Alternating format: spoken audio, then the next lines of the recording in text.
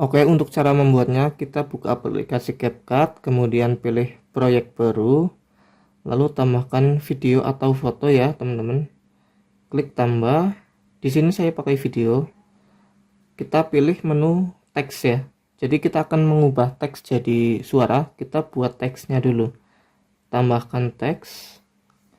Misalkan di sini saya akan memasukkan teks ini ya, blues cantik. Nah, misalkan kayak gini aja ya. Setelah itu klik centang. Nah, teksnya udah jadi, kita pilih menu teks ke ucapan atau teks ke suara ya. Kita pilih menunya.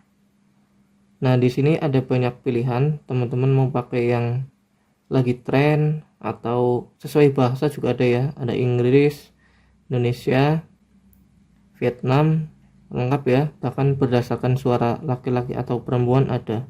Karakter bahkan juga ada. Tapi kebanyakan ini versi pro ya teman-teman.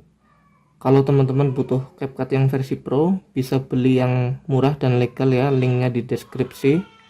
Ini saya coba pakai yang default aja ya teman-teman. Misalkan saya pakai yang bahasa Indonesia, pilih yang ini ya. Kita tunggu sebentar. Nah, suara udah jadi ya, kita coba play. Blues cantik. Nah, oke, itu dulu teman-teman tutorial kali ini. Semoga bermanfaat ya.